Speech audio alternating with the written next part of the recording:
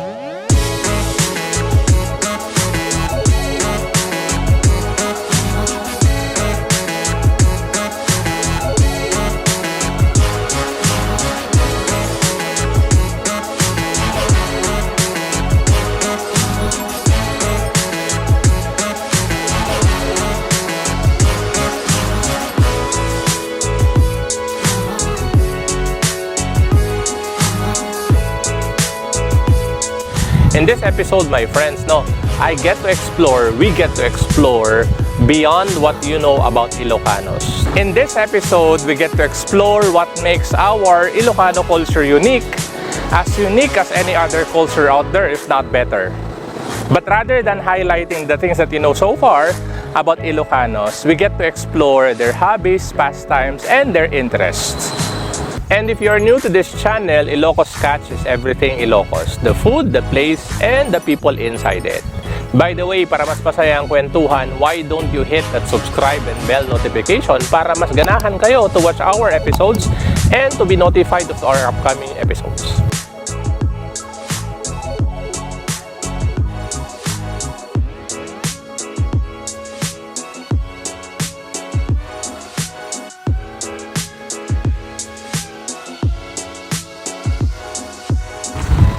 One of those misconceptions about us Ilocanos is that silent type daw kami, tahimik kumbaga, no? In some ways, this might actually be true, okay? Doon sa aming reserve na ugali, would rather actually be more silent than do some noise. And I think that's understandable, no? Sa ugali ng Ilocanos. But that doesn't actually stop us from getting into the more exciting stuff. One of which is the love for music. Meron kami na-meet someone who's actually a multi-awarded local audio expert, awarded not only in Ilocos but in other places because of his expertise in audio setup. So eto yung story ni Joe Deos, a hobbyist and audio setup expert.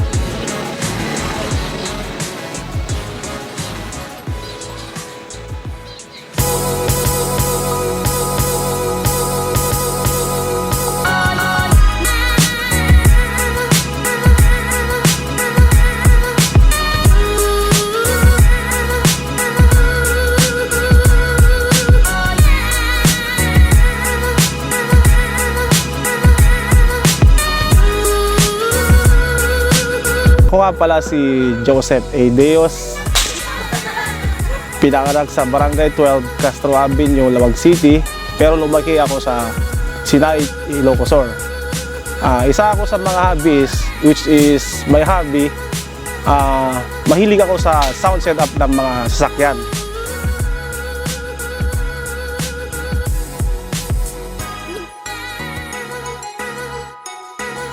Nagsimula ako mag-collect ng mga sound setup ng sasakyan nung mga high school pa lang.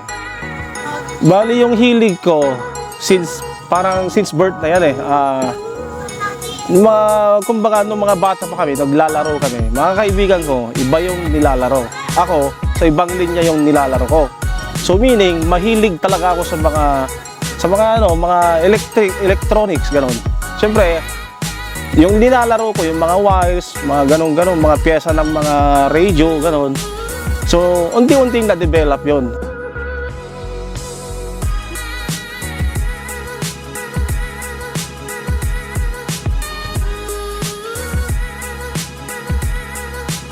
So, my first build na radio, kumbaga, nung bata pa ako, may radio na akong binibuild nun eh. Kumbaga, yung mga basu-basurang radio, pinupulot ko, nilalaro ko lang. And then, syempre, may ano ka naman din eh, may idea ka, mababasa mo naman yung mga, kumbaga, ilang volt yung load ng isang radio. Nakaka-indicate kasi yung lahat-lahat. So, ang ginawa ko yung mga scrap na radio, nag-build ako na isang maliit lang. Bale, ini-start ko, binild yung mga radio ganon, mga grade 3 yata, o grade 2. So, ang ginawa ko, nakapulot ako ng isang radio, mga baso-basura, pinuot ko lahat, nag-build ako ng isa, nakabuo ako ng isa. Doon nagsimula na yung hilig ko sa sounds. Yun na yun. Hanggang sa nag-high school na ako, diretso na, yun na. May mga magazines na naman binabasa ko about sa car audio na yun eh. So, nagka-idea ako kung ano yung brand na maganda, yung brand na pangit, yung brand na mahal, mura. Basta yung mga brand makikita mo na yun kasi yung magazine naka-indicate naman yung mga specifications doon, kung saan galing, kung sinong gumawa.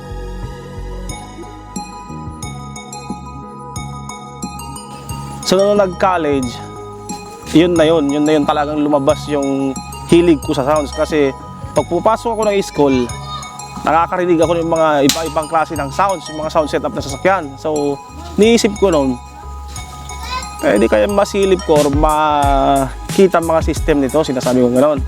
So, ayun, nagka-idea ako na kung anong kailangan gawin, ganyan. Since wala pang internet nung mga time na yon. Tapos, may nakilala akong isang mahilig din sa sound setup, pero medyo kulang siya sa kaalaman sa mga pag-install, pag-calculate, kung anong kailangan gawin sa system, or kung paano itono, kung paano calculate yung box, calculate yung load ng current, lahat na yun. So yung mga gamit niya, napakaganda, pero pangit yung lumalabas na tunog, since hindi niya alam kung paano paganahin na mabuti. So ang ginawa ko, binili ko ng mga mura.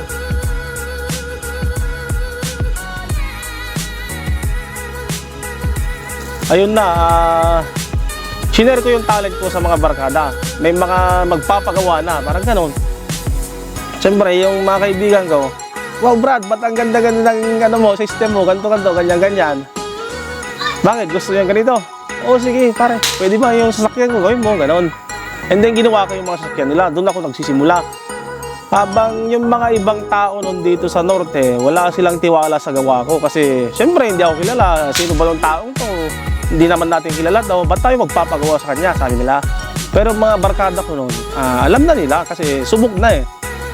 So ayun, accidentally, may isang anak ng malaking tao sa norte, let's just say politician, tumawag sa tropa ko sa Manila,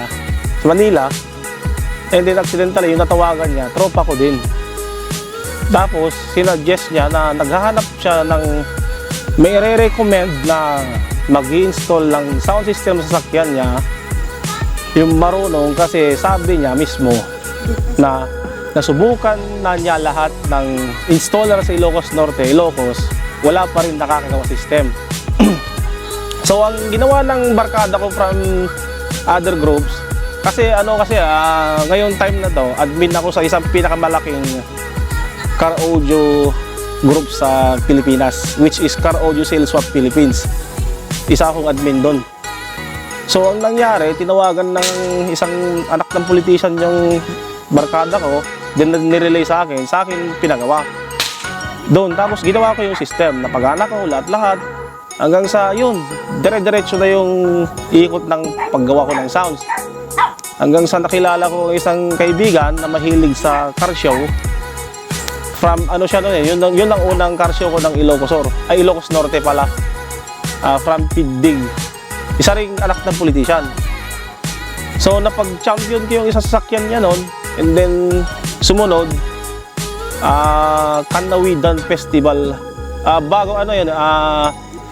Bagong festival, unang car show pala ng vegan yun.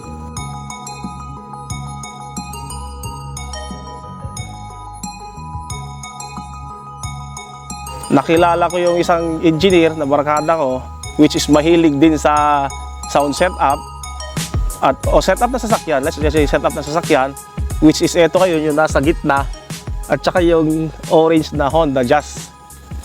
Nagsimula lahat doon sa orange. Yung orange kasi nasasakyan niya yan, sinat-upan niya ng sinat-upan hanggang sa sabi niya may kulang, gusto ko ng ganito, ganyan. And then yun, sinuggest ko ng sound setup, pwede ba? Lagyan natin ng ganyan. O sige sir, pwede, sabi ko. And then yun, ginawa namin. Tapos yun, napag-champion din namin ng maraming event yan. Kagaya din nung yung Honda Jazz niya, marami din yung nasalihan niya. Siyempre, masaya sir. Siyempre, nakikita mo yung gawa mo. May awards. Every event, nakikita mo na may nakukuha kang awards. Siyempre, gumagaan yung loob mo kasi nasishare mo na yung talent mo, pati yung sasakyan na sinokis mo, yung mga tao, natutuwa din. Siyempre, nagpipicturean sila, lahat-lahat, gano'n. So, masaya pag sa mga hobby na ganyan. Pinaka the best na achievements ko sa hobby na to is na-meet ko yung isa sa pinakamagaling mag-sound setup sa buong Pilipinas, which is hawak niya ngayon yung isa sa mataas na dB, kumbaga decibel sa sounds, si Master Poyeng Flores kung tawagin nila.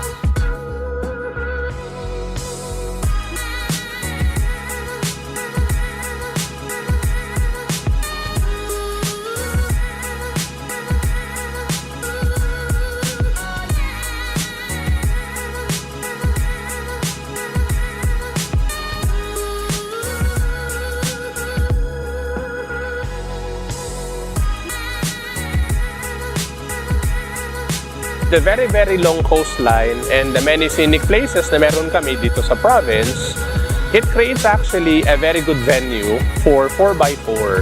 In fact, if you are to ask mga tourists who have already visited our province, they would tell you na isa sa mga bagay na enjoy nila when they were here is actually 4x4 sand dunes. And yun, kilala ang Ilocos because of that, no? We have the Lawag City La Paz sand dunes, we have the Suba Kalayab sand dunes, and we also have the Once Reef. Okay? And we're able to actually meet someone who's actually not into the business of 4x4 but collects many different brands of 4x4 vehicles. So here's the story of Engineer Shawin Ramos.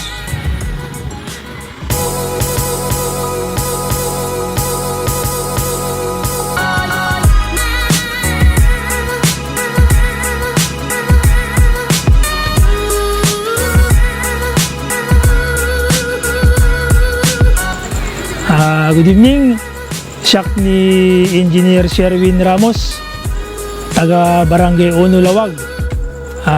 May sak nga agkolkolekta ti motorcycle ken mahilig ti 4x4. So di gito isang kabasit nga 4x4 ko nga sa sarityata. Nagdaga ka agkolkolekta ti motoren first from the chap peledikwa diyo to, and then reward ti wave 100 ada wave 100 kudikwa, and then reward man ti Barongoson wave 125.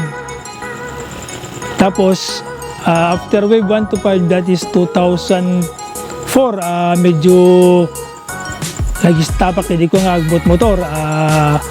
Ti grupo ko di wagat Tsunami Riders. Shout out di Tsunami Riders. And then after a few years, ada trimrim mara motor nga maang kukursunada. And then after few years pa yan, ada rin mo nga te Yamaha MXI. So di dyan bimaliyak man ti motorcycle riding community. And then biglang nga rin mo ni simbikat ni Aerox. So di Aerox, di dyan tuloy-tuloy ti subdik ti motorcycle community. Eto, nag-create kami ti Aerox Club Solid North. Di dyan nga grupo kita puro Aerox. And then bigla nga dimbakal ito grupo ti Aerox, almost 200 plus di member mi ti Aerox Club Solid North. So nga gaputa medyo hanga kaya ti kaduna naggudway ti grupo ti Aerox Club Solid North. And then nang create kami ti sa grupo manen so ACP Premier North. And then bigla nga rimwar ti NMAX manen, NMAX 155. Nangyirwar ti man di NMAX 155 taon. Lang create ti man ti grupo ti NMAX group. So ito na-create dito NMAX Elite Philippines Team Solid North. And then after few years, rimwar man dito Honda ADB. So ba that time man tilang create ti grupo ti Honda ADB. So ito yung Honda ADB Club Philippines man. So after mga few months or last year wala ko ma. Dapat yung grupo man ti Honda Wave. So nga renestor ko di nakadadaan nga Wave 125 ko nga nakakurong-kurong pa yan. So yata baron so dyan na white chat nga Honda Wave tayo. So jay ado nga grupo na create. Nang create kami ti umbrella ti Solid North. So di jay Solid North Council. Ada di jay po ti ado nga grupo, pito nga grupo jay Honda ay Solid North Council, pito nga grupo jay. Dua nga Aerox Club, may isang NMAX Elite, may isang ADB, may isang dati previous one kan ko Honda Click Philippines Solid North, dada pa yan, Badok Riders, San Nicolas Riders, kan nalibatak te B1 Pax Riders pa kayam. So te grupo mo met dito barangay Ono DJ. Shout out kada amin na grupo member ti Solid North Council. With after the motorcycle, I have interest also in the four wheels, the 4x4. I have the Strada, the Nissan Patrol, Ford Raptor, and the latest one, the Mitsubishi Pajero Gen 1. I just bought this last July. The Strada is the orange one with the Patrol, and the two grays is the Raptor and the Mitsubishi Strada. I am a member of the Strada Club Philippines since 2013. I have also a club with the Nissan Patrol Group, Overland, Ilocos. And the two other one, I am also member of the Raptor Club Philippines. The Pajero, I don't have any club yet, but hopefully soon. And I have also the Honda Jazz GE. I am also a member of the Honda Club Philippines.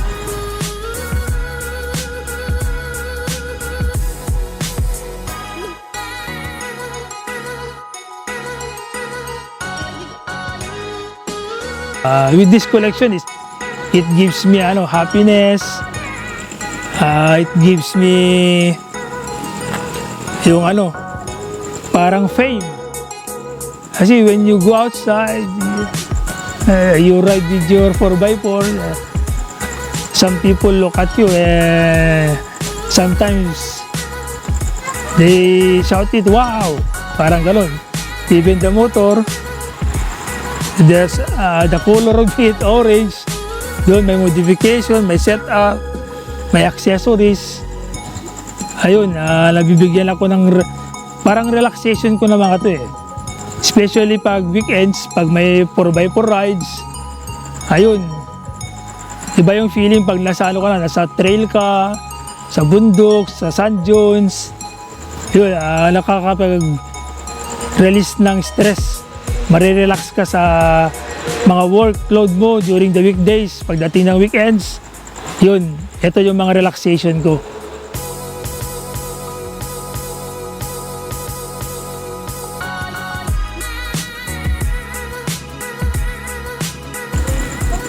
Suggestion ko sa mga gustong mag-collect any kind of collections,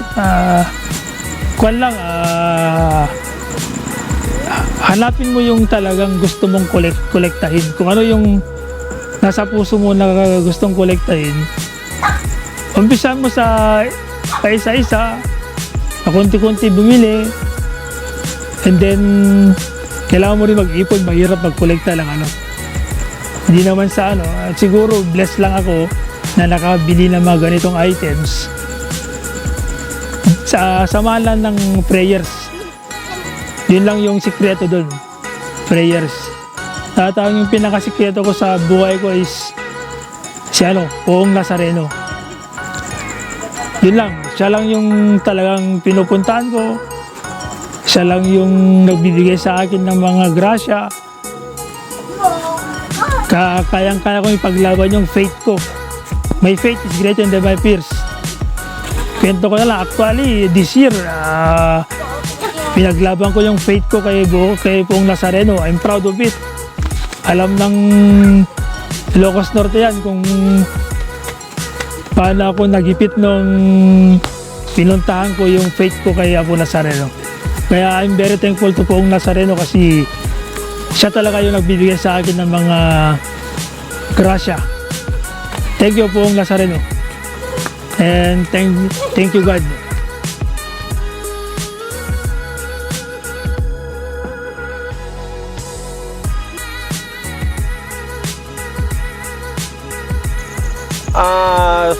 Message ko sa inyo, kung talagang gusto yung car audio, mas maganda magtanong muna or huwag kayong mahiya na magtanong sa may alam.